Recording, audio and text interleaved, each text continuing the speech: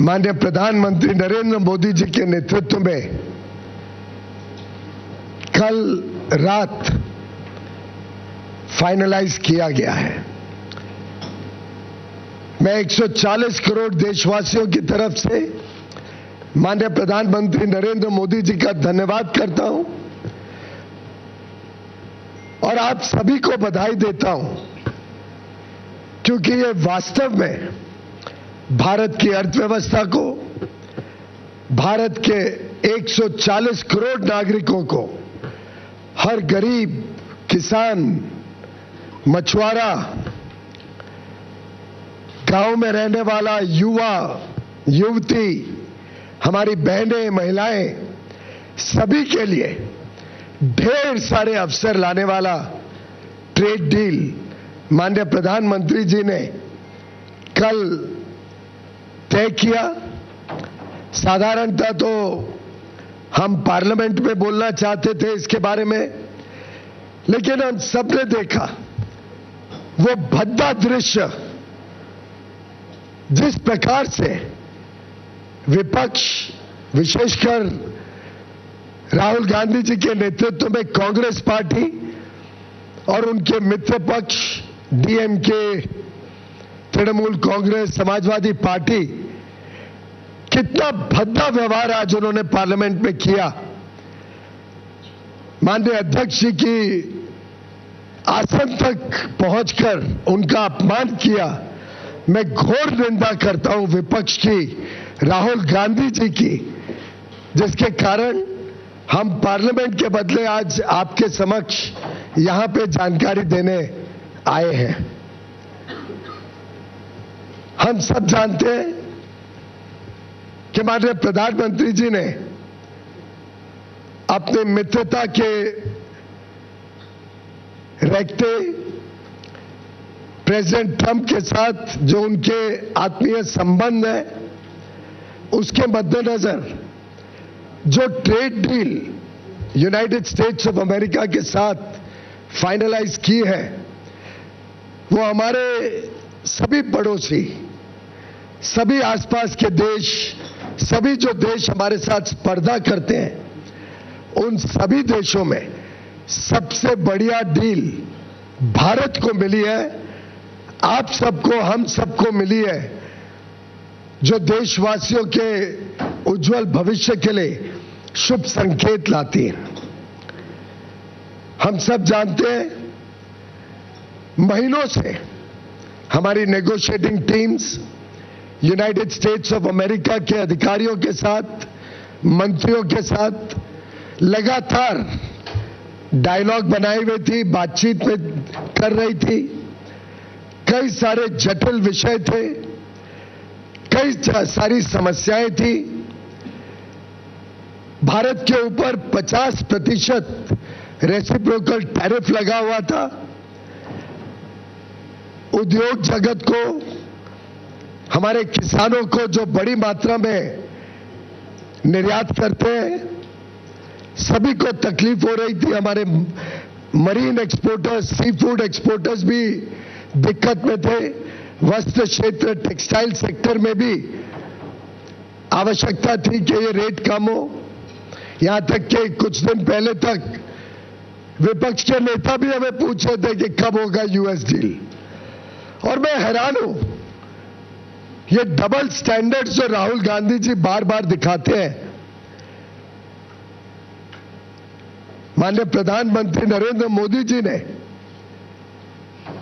कल इतनी बढ़िया डील भारत के लिए तय की है, जो इतने वर्ष, एक महीनों में हम तय नहीं कर पा रहे थे। उन्होंने अपने मित्रता के आधार पर भारत के हितों को प्राथमिकता देते हुए और भारत की तेज गति से बढ़ती हुई अर्थव्यवस्था को विश्व के सामने जिस प्रकार से पेश किया है, उसके चलते भारत को यह बढ़िया डील माननीय प्रधानमंत्री जी के नेतृत्व में मिली है। मैं पुनः एक बार उनके नेतृत्व के लिए, उनके मार्गदर्शन के लिए और जिस प्रकार से उन्होंने जनहित और देशहित को संभाला है, उसके लिए उनका धन्यवाद करता हूं। मित्रों, हम सब जानते हैं, पूरा देश जानता है किस प्रकार से माननीय प्रधानमंत्री हमेशा हमारे किसानों के लिए, पशुपालन के साथ जुड़े हुए हमारे भाई बहनों के लिए, डेयरी सेक्टर के लिए लगातार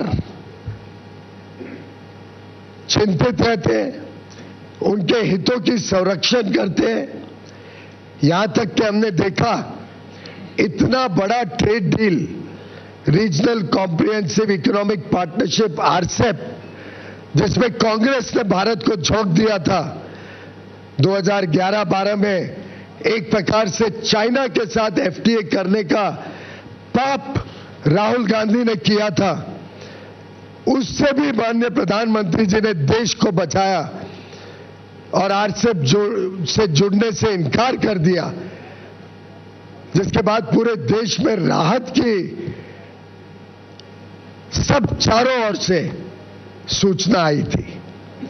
माननीय प्रधानमंत्री नरेंद्र मोदी जी ने हमेशा एग्रीकल्चर और डेयरी, इन दोनों सेक्टर्स को संभाला है, उनके हितों को संभाला है और इस क्षेत्र में लोगों को उज्जवल भविष्य मिले और मौके मिले, आमदनी बढ़े, उसके लिए लगातार काम किया है।